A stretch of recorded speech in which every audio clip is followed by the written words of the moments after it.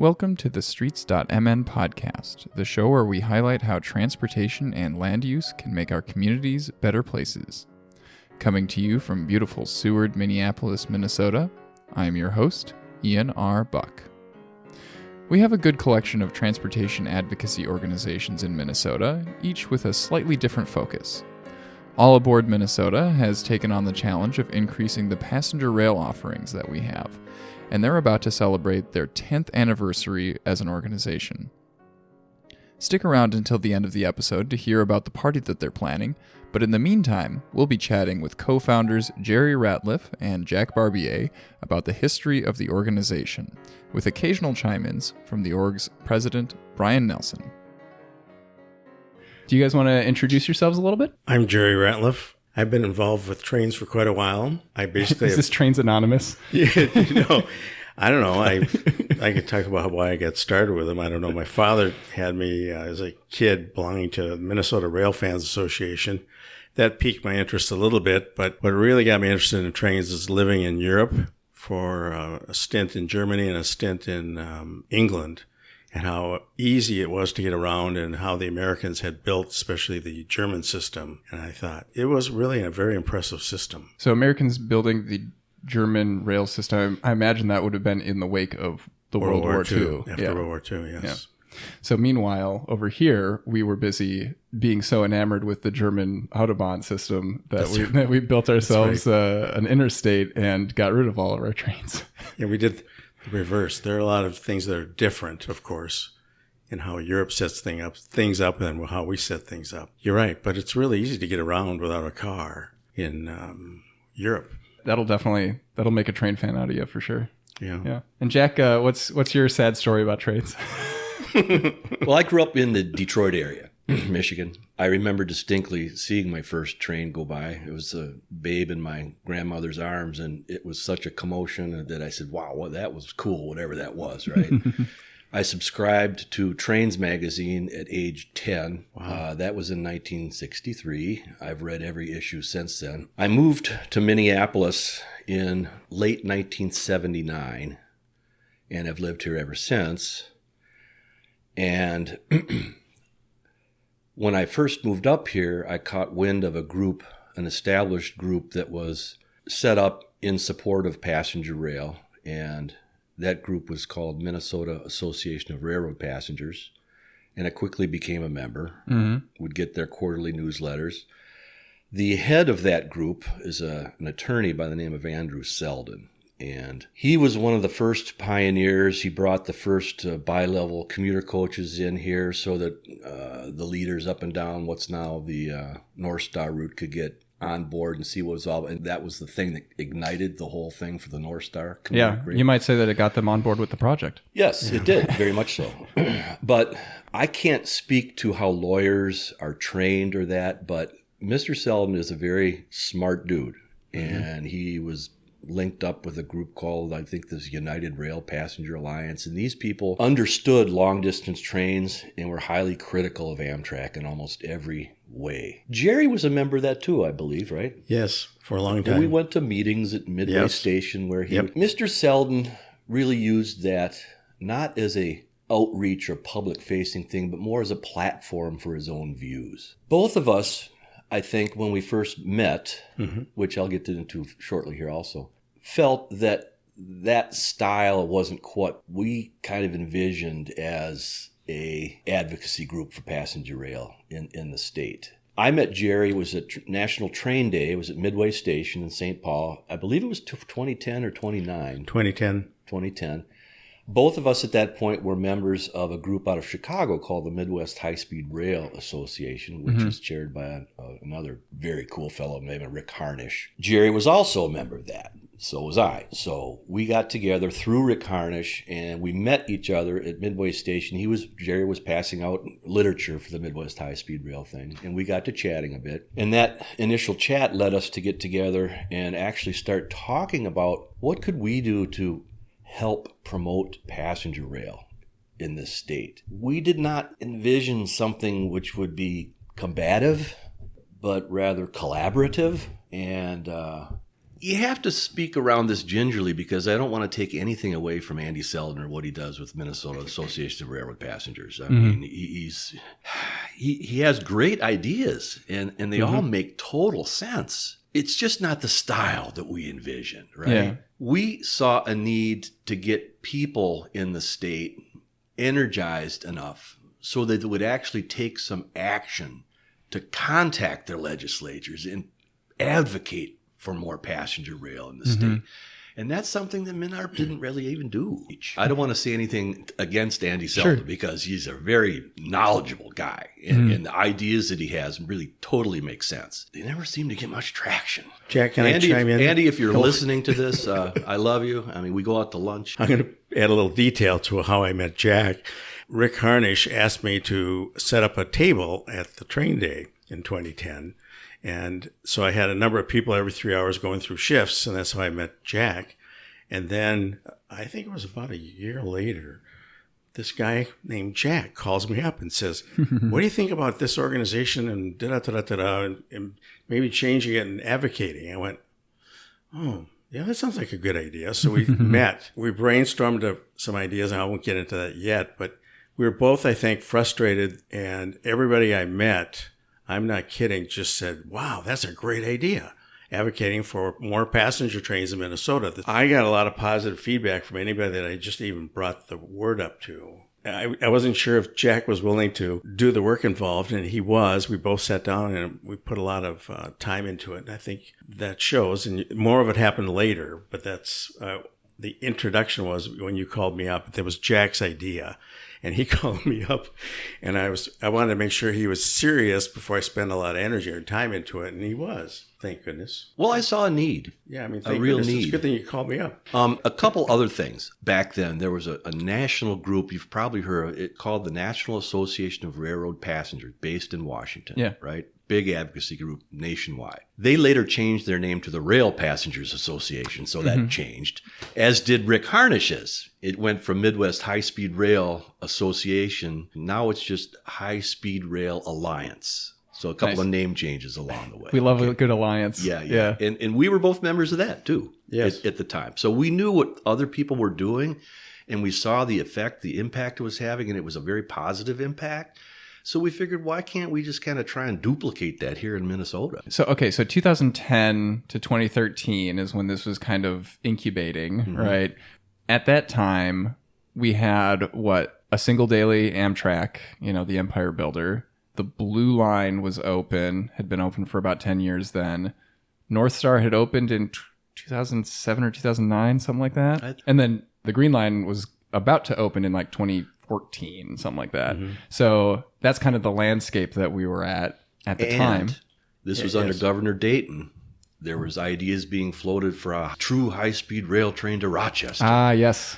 And we found in our early stages that nobody understood anything about all these different things, because a high-speed rail train, a la Shinkansen in Japan, is completely different than a light rail train. I mean, it's two completely different things. And those are completely different than a commuter rail, which is completely different from long-distance Amtrak-type travel. The more we started meeting up with the people over in St. Paul that were at MnDOT, we found they were starting to work on the first ever state rail plan, where they were actually eyeing some of these routes and stuff like that. And we found through our conversations with fellows by the name of Dan Chrome, he was in charge of that, we had a lot of explaining to do, because all these legislatures were totally in the dark about what long-distance train travel meant. There was a lot of misconstrued information. I mean, people saw the light rail was open. They figured everything was like light rail, right? No, it's not. It's completely different. Yeah.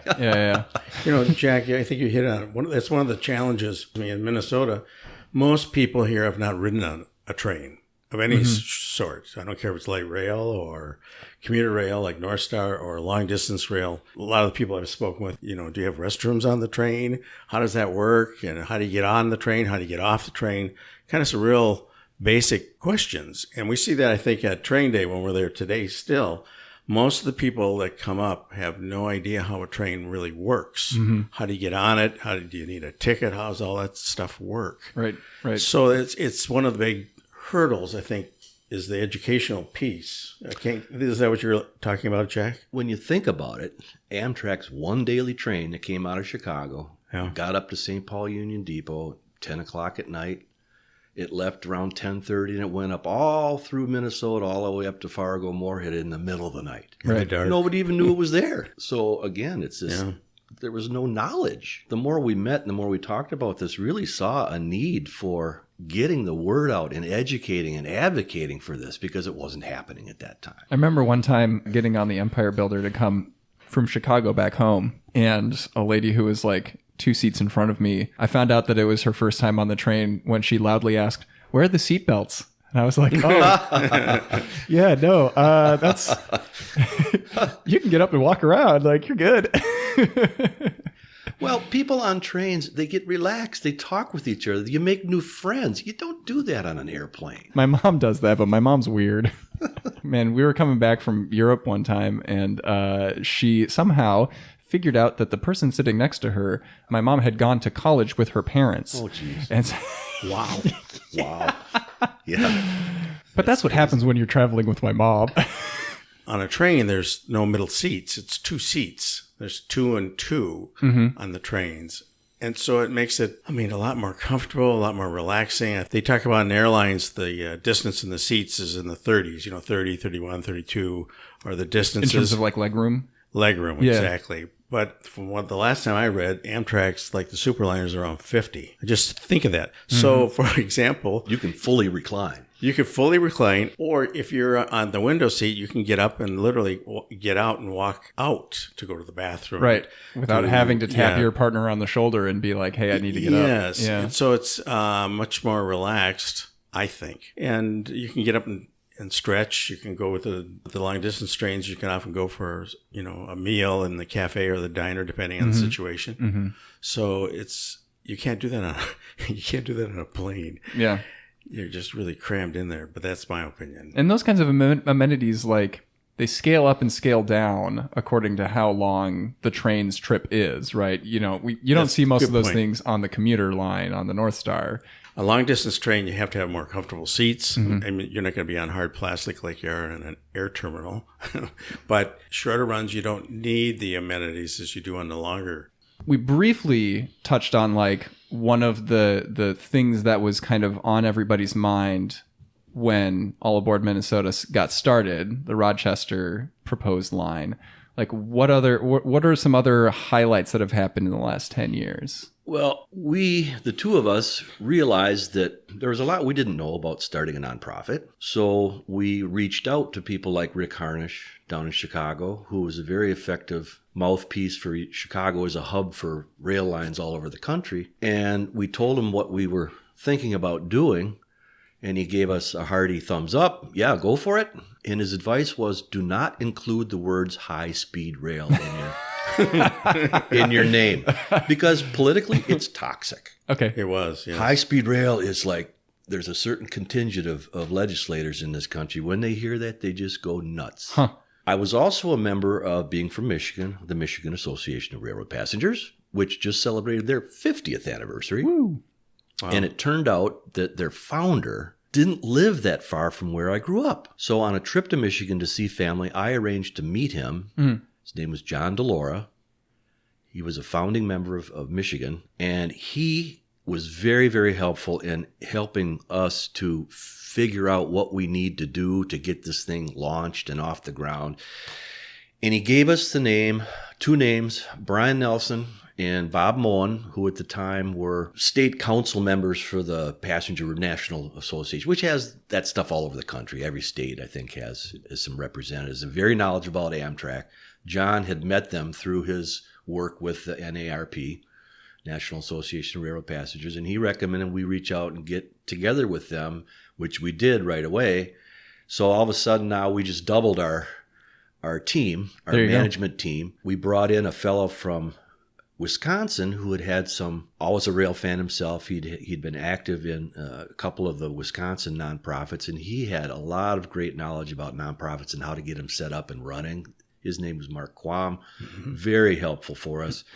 We brought in John Goodman, who had a 40-year history of working for railroads and was actually the manager of the Midway Station for Amtrak before he retired. a walking encyclopedia of passenger rail. I mean, he could tell you what cars ran on any day of the week. You know what I'm saying? And if the train had trouble, he'd arrange buses so nobody gets stranded. And, he just understood how passenger rail worked. So those became our core key board members. I always felt that we really gelled, that we had the same mission, that we wanted to have more and better trains for Minnesotans. Nobody had an agenda. We just really felt strongly about that. Well, that's an agenda, but yeah. But it was like a theme. Yeah. Like we were really focused on that one thing. The other things had to get in place, but I think that's what encouraged me, because I knew it was a lot of work, because I had been involved with a couple of nonprofits in the past and getting started, and I knew how much work it was. However, I just really felt good about the people. When we had the four of us, it just multiplied, in that we all had the same focus. We're all focused on making things better for people in Minnesota by having better and more frequent, hopefully, passenger trains. I just think I felt really good about that. So, in fact, one of the ideas we came up with right away was focus on existing freight lines as opposed to putting in having the trains run on existing rail. And because my take is, in Minnesota and Wisconsin, things are, if they have steel wheels, tend to be partisan, as opposed to most of the other states. You don't have that. We just sort of have that here. But that was kind of the downfall of the Rochester fight, right? Was that that would have had to have been built from scratch. Exactly. You're right. There wasn't an enormously expensive project. Yeah. And so it just didn't get the political support. Yeah. Well, it was that. Plus, there were, was it 6 or half a dozen people that were well-heeled that were fighting. I think it was called Zip Rail. And they had a lot of money. And that part was, in the beginning, it was really, I think it was a challenge for us, because all the press was negative. Yeah. Well, we don't want to train, et cetera, et cetera. And it was right at that time period. And so we wanted to have a positive focus. And so we made it through that time period. And that was a tough one, I think, because every time you picked up the paper, there was a negative article and the letters to the editor or on the front page. I used to work summers down at the Cub Scout camp near Cannon Falls. Oh, yeah. And, commuting down and back from there, like, I would only ever see big giant yard signs in these farmers' fields, saying no zip line. No zip line. And I'm like, what does that mean? But that's the only interface that I ever had with the project. Yeah. But on a lighter note, though, it was kind of interesting because like Jack was mentioning earlier, a lot of people didn't know, I hate to say it, they didn't know what they were talking about, but they were talking about running the train down the middle of the freeway. Mm-hmm. But the freeway, to be rather blunt, has a lot of turns in it, just like the builder does going down the Mississippi. And so you can't really have a high-speed train that's going to be making all these curves. Sure. High-speed trains are very straight. So it was kind of interesting listening to some of the arguments, because they really didn't make any sense. Yeah, well, it's not just curves, it's hills. And that too? I mean, the topography just did not suggest a route for Shinkansen kind of style train. It just didn't. So I understand why there was pushback to it. And Dayton was never in favor of it, so it never went anywhere. But luckily we didn't get into that one, beat out of that one. That was the time when we were actually going, okay, we need to apply for 501c3 from the IRS. We need to come up with bylaws. We need to come up with a focus and a business plan and a mission. And Brian was our one and only president that we've ever had. I mean, I served as vice president for the first several years until I opted to go on to other things. But Brian's been the steady Eddie of the group who's kept him on track. And I don't know that all Port Minnesota would be anywhere near the same without him. And to spin into that, not only Brian, but I think everyone sitting down at the table for our new board had a different set of skills. I was reflecting on that a little bit. Brian, with his marketing background, you were more into the railroad. Remember you gave me a tour of how the railroads came together? And I'm going, because I didn't know all that. My role is more as an advocate for the passengers, because I love to take trains as a passenger. Bob writing up his proposals and delivering those to MnDOT. Yeah, and along the way, we kept meeting with Dan Crome at MnDOT and presenting him with our analysis of like the second train to Chicago and how to structure it so it would get the most bang for the buck for the state of Minnesota. Ultimately, they didn't do a lot of it, but that's another story. He was thankful for our support, said thank you, for helping us do this, because we did. We started getting members. We went to train day every year, signed up a lot of people. All of a sudden, the membership started to grow. And as that happened, we were able to get the word out that, just one call or letter to your legislator can make a big impact. And not just legislators. I know, you emphasize that there's a lot of value in getting, local mayors and, county commissioners and, talking about this kind of thing as well. Because, that like not just citizens talking to legislators about that, but, all of these municipalities also kind of, work together and talk to the state level and everything. Well, and that's a good point. There was one particular group based out of St. Paul Union Depot. Public officials from every county, from Ramsey all the way down to Winona and La Crosse, as part of a group that was called at that time, and again, it's changed, the Minnesota High-Speed Rail Commission. Yes. And after a few years, they realized it's not high speed anymore. So they changed the name to the Great River Rail Commission. And we went to their meetings every quarter. John Goodman was a good, source of information for these people. Half of them had never been on a train. So we're trying to present to them how another second schedule up and down the river that would serve La Crosse and Winona and Red Wing would be a terrific business builder for those, and St. Paul, the Twin Cities. So it was good for business. We came up with a study that came out of Michigan, done by it was a smaller college, but they were located in Michigan, which focused on Michigan's 3 different rail lines and studied the economic impact that these trains had on the towns that they served. And it was $40 million a year of economic activity that wouldn't have taken place without the trains. So people are so reluctant to subsidize anything, but a little bit of subsidy can really return you a lot. Right. And that was a message that nobody had heard before. And imagine what it would be if we had, multiple trains per day going in those directions that, actually work for people's schedules. And yeah. Because in our heyday, Union Depot handled several hundred passenger trains every day, going every which way. I imagine Minneapolis probably was a similar story. I think as late as the 50s, you could take at least 11 trains to Chicago only from 4 different railroads. I wanted to spin off on the idea that you talked about. It's the collaboration with other groups. The Great River Rail is one of them. I remember first having a conversation with Kevin or someone else at the organization saying, you really need to change your name. And, it took a while, but they did. And I think they understood that eventually. The high-speed rail concept was kind of verboten, to use German. I started interacting with the Wisconsin groups, the Wisconsin Association of Rail Passengers. I spent a lot of time with like Mark Wittenbeck, for example. I also met with this gentleman who ran Pro Rail, which is focused on Madison. And I would call him up and say, what do you think about this? And what do you think about that? And in the process, I think I've discovered when I go to their meetings that I get more out of the meetings at their lunches and afterwards than I do at the meeting, because when they're talking, a lot of times at the meeting, I already know what they're saying. Right. The content, I already know the content. But when you meet with people one-to-one, you find out about little other things that are happening. And some of it's political, some of it's not, some of it's funding, some of it's things that worked, some of the things that didn't work, which I found extremely helpful. Of course, then I want to share that with the group. And it made us, I think, a better group. I mean, you can't have a high-speed train going along the river where there are 40 turns on the Empire Builder between here and La Crosse.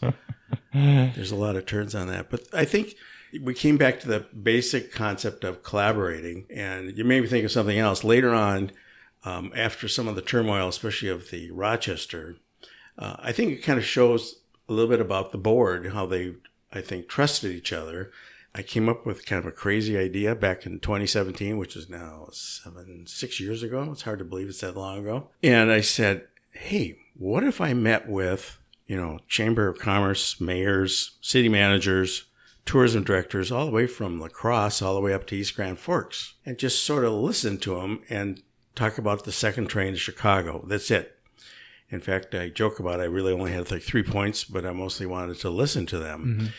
And the shocking thing to me, because I had stereotyped, all the rural people were against trains. I mean, that's what I had in my head. But it was a wonderful experience because, well, first of all, I don't like to drive, so this was really something for me. But at any rate, so I started out, went to city after city after city, and I don't care who they were. The chambers especially, I thought, oh, that might be a tough sell. Wasn't. They were 100% behind the idea of a passenger train. I especially was nervous going north of the cities because the train, as Jack mentioned earlier, goes through there in the middle of the night. I love trains, but I don't know if I'd get on the train at 3 a.m. No. Yeah, the eastbound builder, when it's on time, leaves Fargo-Moorhead at 3 a.m. Right. And they have a lot goes through of people. Minnesota in the dead of night. Yeah, and there's a lot of people in Fargo that ride the train. I couldn't believe how many people in Fargo ride the train at 3 a.m. And I thought to myself, wow, I was just blown away by how positive they were. In fact, I'll just share one quick story of, I remember sitting in the hardware store for the mayor of Staples, sitting in his hardware store, shooting the breeze, and he was talking about getting subsidies, and he knew how the subsidies work with Dayton, etc. And he said, well, look out there. Just look out my window. See that bridge that goes over the railroad tracks, goes over the road? He said, that connects one side of my community to the other side of the community. He said, you think we can pay for that? No, we have to be subsidized by the state. And he understood how the whole thing worked. And he said, oh, it'd be great to have another train. And he just got all fired up. But that was the same story over and over. So I was really shocked that many people supported passenger trains. I thought it was just an urban concept. And it was actually the reverse, because I saw that how much they had to gain by getting a second train in this case.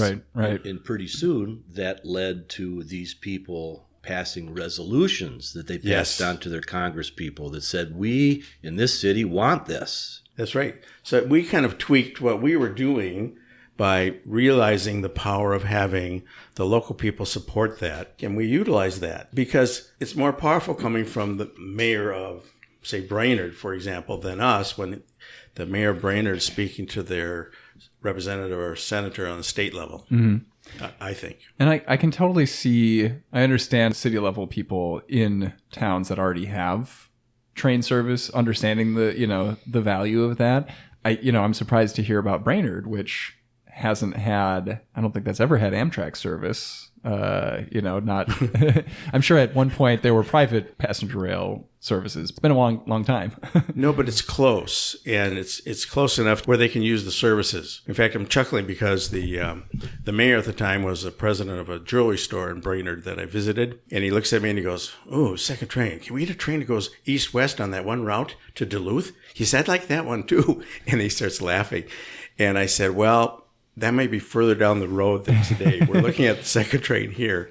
And both had a good laugh about that one. But he had already been thinking about it, and he lived in Brainerd. He was the mayor at the time. He's not there anymore. It's a new person. I was just blown away by the support in rural Minnesota, and I think they have a lot to gain. Yeah. I could go on and on and on about that one. When MnDOT put together their first state rail plan, it was kind of a new thing for them, and then they have to update it every 5 years. So with all this new input coming in, they added the Empire Builder line from the Twin Cities up to Fargo-Moorhead as something that they wanted to study more. There is a group in Duluth, the Northern Lights Alliance. They've been pushing for years to get service to Duluth to the Twin Cities. That's virtually shovel ready. That was one of the talking points that I heard a lot.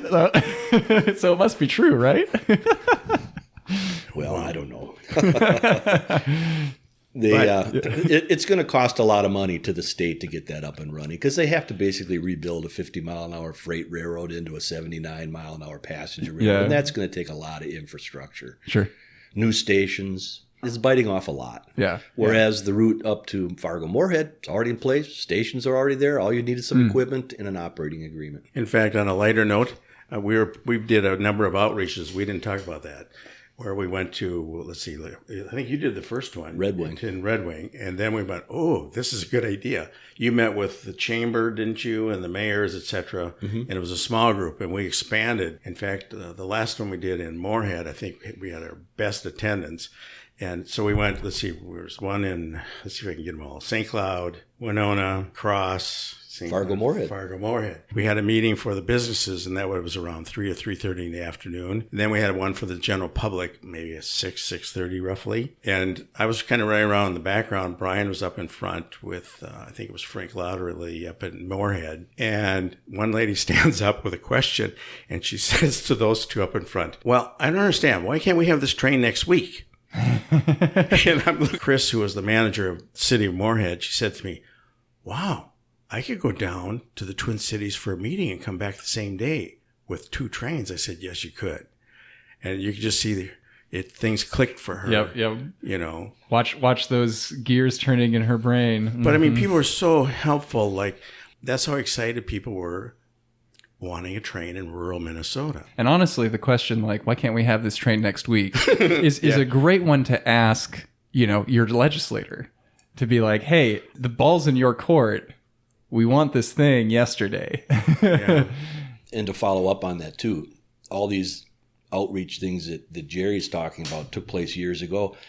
And as years go by, elections get held, people turn over, and all of a sudden you've got a whole new crop of people that haven't heard the message. So it's like you got to keep at it. Yep. Yeah. It's that educational piece that we talked about earlier. The new mayor, for example, in Moorhead, I haven't met that person. And Chris, the former manager in Moorhead, now is a manager in Oak. And so she said, oh, you got to call such in Moorhead. But it all takes time because you have to reconnect with people. Good point, Jack. Yeah. So it's an ongoing process. You can't just stop.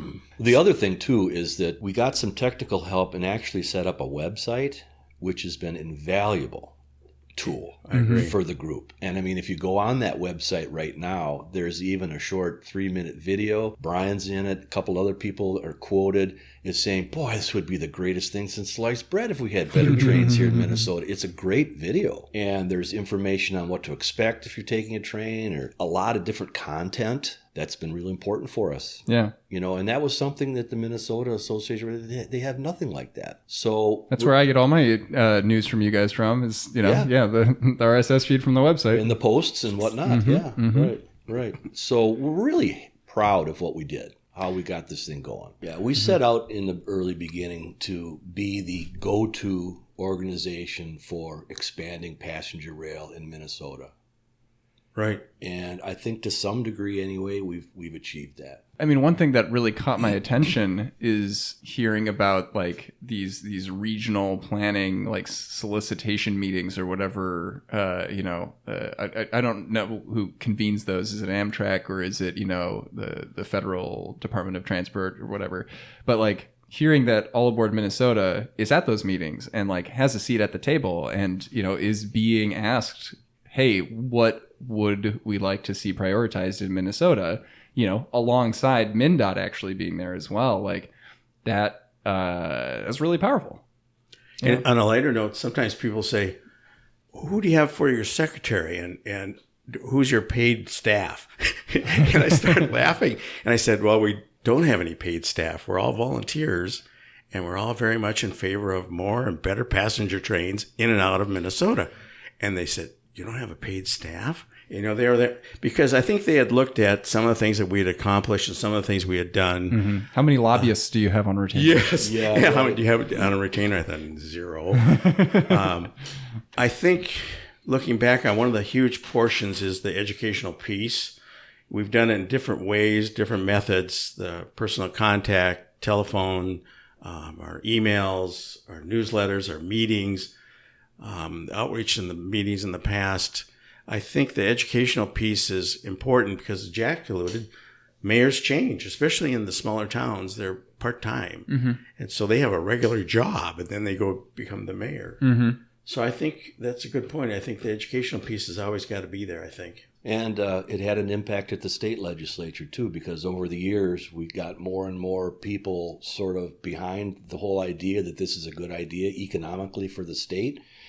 And like most people in Minnesota, none of them had ever been on a train. They had no conception of what we were talking about, at first. So there was a lot of education involved in all this stuff. But finally, we got some champions at the State House in St. Paul that really dug in and got behind these proposals. And without their help, we'd still be wanting a second train to Chicago, but it looks like it's going to come to fruition here very soon. Finally. Yeah. It took 12 years. Right. Well, and that's, I mean, kind of the nature of the beast, right? With American bureaucracy, right? It's going to take that long, if not more, for things to actually come together, especially when you have like 8 years in the middle there where we didn't have a DFL trifecta. So... But I think you have to stay persistent. I think that's another trait that we have. I mean, you have to keep hammering on the issue. Otherwise, it will disappear. Mm-hmm. It's not like how they automatically have all the money for MnDOT. I don't know what the number is. It's a lot. And they're, two people and the rail passengers. So it's a little lopsided, but things are automatically funded. And that's not true with passenger trains. It's the opposite of how things work in Europe. People think the gas tax pays for all the road construction and maintenance, but it doesn't cover but a small percentage. Right. There's subsidy after subsidy after subsidy. People don't blink an eye. In fact, it made me think of, I was sitting in East Grand Forks. It was my last stop. I was wiped out for the day. I was talking to the city manager of East Grand Forks, and he says, why would I want a second train? He could go to another town and catch a flight for $50 to the Twin Cities. I said, you can't do that. That's impossible. How could you spend $50 to fly to the MSP? He said, well, we have a powerful legislator that got the funds. Mm-hmm. And what are they called? Is it EAS? Emergency Assistant Funding, where every passenger on that particular plane, it used to be Holiday Airlines, something like that each seat got $500 from the feds, subsidy, straight subsidy. So he said, it's easier for me just to go drive over there. I said, oh, I see your point, because it has that heavy subsidy. People fly. There's a couple of businesses there that are strong, and it allows them to connect to MSP. So that was his point. I went, oh, it is a learning process for us too. And that's another thing. I didn't know what that was. But everything, to your point, Jack, is subsidized. And most people don't realize that. But when you live in another country, you really can see that. In fact, I always joke with people, my favorite subsidy is peanut, because if you go in another country, you'll see how expensive it is. I always photograph peanut butter when I'm in other countries because it's expensive. But here, it's not, because we subsidize it. But we subsidize just about everything, directly or indirectly. Well, the private railroads got out of passenger service after the war because the interstate highway network was getting built out. Pretty soon you had 707s landing in every major city, and the traffic dropped off to the point where they couldn't make any money at it. Mm-hmm. Then when the post office canceled their mail contracts, that was the death knell. Yep. And that happened in the mid-'60s. And after that, they just wanted out completely. And that's how we ended up with Amtrak, a quasi-governmental subsidized thing as a public service. Trucks run on federally subsidized highways. They don't have that. Railroads have to pay for their own infrastructure out of their own pockets. So if they can't make a profit on a service, they just don't do the service. Mm-hmm. Yeah, it does seem wild that we built out ourselves a country where it's like all of the roads and highways are publicly owned, and almost all of the railroads are not. And we have these very, very powerful companies, that hold, these narrow strips of land, and they have done so since the mid 1800s. And they have a lot of political power grandfathered into them because they've, the whole oil and gas industry, the concrete pavement industry. There's such a huge blob of companies that profit off the status quo. They don't want to see a high-speed train between Dallas and Houston that'll get you there in an hour and a half. That'll take you off the road because then you won't have to buy gas. You guys have really nailed the point with transportation funding. And it was interesting to me, without sounding like an ancient fossil, but where this all began was right after World War I. The federal government recognized the importance of building out a transportation infrastructure, namely airways and highways. Mm-hmm. So that has been in place since 1917. Mm-hmm. So it's over a century old, and it's so embedded in how the federal government works and subsidizes transportation that, to Jack's point earlier, it isn't even a question. It's, if a new airport needs to be built, there's federal money available. But the Amtrak business model is so different, and it's an outlier in that it's an annual appropriation. So it gets questioned constantly. And that business model needs to get fixed, or we're going to have the same issues and problems that we've had with Amtrak since its inception that are just going to continue. And so, that's another part of our work, is trying to educate, about the fact that the Amtrak business model needs to get fixed. Mm-hmm. Interestingly, he's in complete agreement with that. He sees nothing good about the way Amtrak is run or managed nowadays, because the long distance trains that run over the private freight railroads have consistently shown to be the biggest moneymakers, and yet they reduce services. They're late all the time. Lousy dining options. They don't have the equipment. They could easily triple the ridership on the Empire Builder if they just added more cars to it. I mean, but they don't. They're New York, New England corridor. That's all they care about, basically. I mean, it just seems that way. Yeah. So again, the model needs to be fixed big time. And the hard start over. And the hard part for both of you, I think, in my opinion, is it's the model. Amtrak is the model for passenger rail. It's not the only one in town. Like the Bright Line in Florida, I've ridden that one. It's unbelievable. And I don't know. I think on a federal level, they're going to have to deal with changing that model. There's a couple of tweaks that have happened where they have to have people representing the rest of the country instead of just the Northeast on the board. They're starting to deal with that issue. That not very well, in my opinion, but that's a start. But that's just a little start. They have a lot of different issues, from funding to priorities, et cetera, et cetera. So they've got a ways to go. But it's our only model that we have. So the second train to Chicago will be an Amtrak-run train, because that's just how life is today in the United States. So will the Northern Lights and... I would assume the same. There's a lot of reasons for that, but one of them is insurance. And the freight railroads, I don't blame them. They want to deal with a known entity. I mean, if you're that big of a company, you want to just, check that slot off, and you know that's going to work because Amtrak has done this, this, and this. So I can kind of see their point. So there is no real competition. In terms of like the awareness of your day-to-day, your average Minnesotan having taken train at some point in their life, right? I think the Northern Lights Express is probably going to be the biggest game changer for that in a long, long time, because it's like it goes from the Twin Cities to a very popular vacation destination, Duluth, right at the start of the North Shore.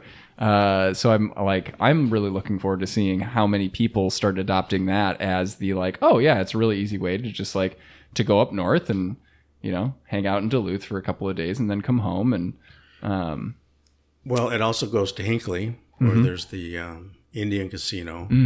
But I think, and we believe, the second train to Chicago will generate more traffic and more people into St. Paul Union Depot than that will, because right now it's coming down into the Target Center. And so one of the things we're working on is connecting that to the Amtrak system. That's our project right now, one of them. Yeah. Minneapolis is one of the biggest cities in the country that has absolutely no Amtrak service, nor have they for many years. And I go to Chicago quite frequently because I grew up in Detroit, right? It's a heck of a drive. I mean, traffic, trucks, you're gripping the steering wheel the whole time. To have a train that would get me there in a car competitive time, I'd take it each time. There's college students in Winona that, come up from Chicago. I mean, there's all kinds of new opportunities for travel that can open up. Absolutely. Like in Winona, St. Mary's College, most of those kids are from Chicago.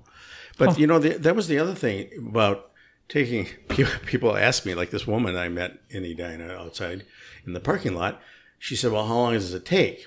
And I said, well, this is city center to city center, maybe 7.5 hours for the second train. And she said, oh, okay. And she said, it goes to downtown also. I said, yes. She says, yeah, but it's much more relaxing. Those were her words. That would be my words, usually how I sell it. Because for me, it's all productive time. I've been to Chicago at least 35 times, a minimum, because I love that city. And sometimes I fly. Sometimes I take the train. I would say 3/4 of those are by the train. If I have a choice, depends on the timing and where I'm going, what I'm doing. But when I get back, when I'm on a train ride, wherever I'm going, I'm relaxed. Right. I don't know what that is, because I love flying too. But going to Chicago is much more relaxing. You can get up. In fact, sometimes I'll read a whole book, or I'll talk to somebody, or I'll design things, make lists of things I have to do. I don't think anybody will be surprised to hear that I edit many, many podcast episodes on the Amtrak to Chicago. Well, yeah, but don't do that while you're driving. No, absolutely not. Please don't do that. I think I heard at one point, and this could be wrong, but I heard at one point several years ago that there's 10 million car trips between Chicago and the Twin Cities every year on I-94. 10 million.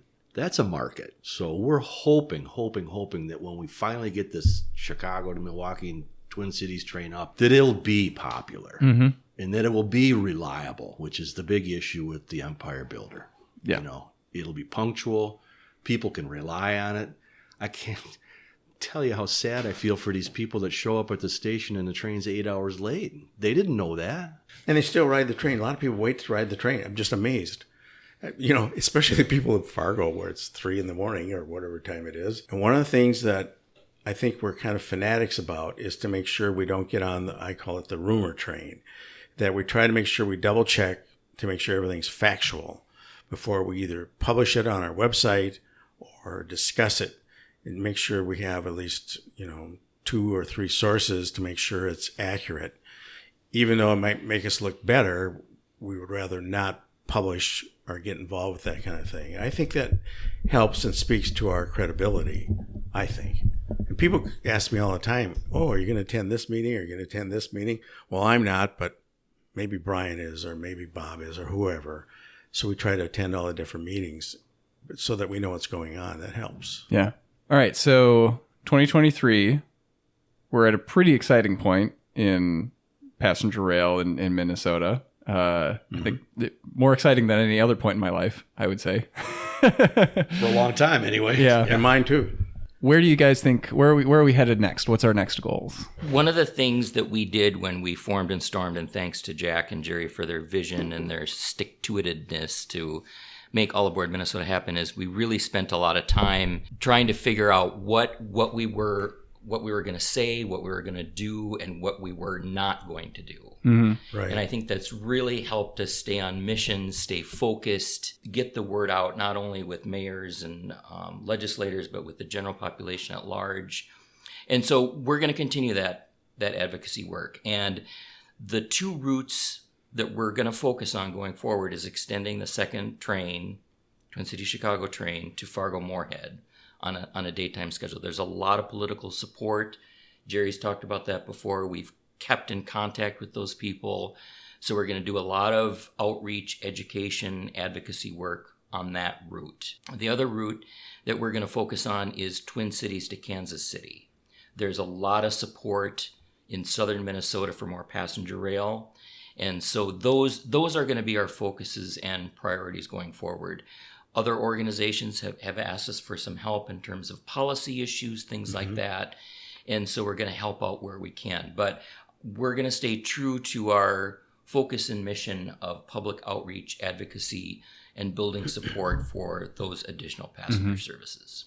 And connecting Target Field to the Amtrak system. Yes. Yes. Those are the 3 things we're looking at or working on now. Yep. I think, though, Brian said it really well, I think, is having those priorities really help. I've had, over the years, a number of people say, wow, what about taking a train to Winnipeg? Yeah, well, that's on our long term. That's long ways away. But yes, why don't we do that right away first? Well, we look at what will be most successful and work with the most people first. That's the order. But that really helps us to focus instead of, and all of a sudden you got 5 people going in the direction trying to work on a train to Winnipeg. Sure. Well, then our focus isn't all together, and that really helps us stay focused. To keep using the same word. Yeah. Yeah, you don't want to be the dog chasing 2 rabbits. No, right? There's enough rabbits to chase, and plus there's enough. I hate to use the word ignorance, but a lot of people just don't know a lot about passenger trains or how they're funded versus highways or airways or whatever.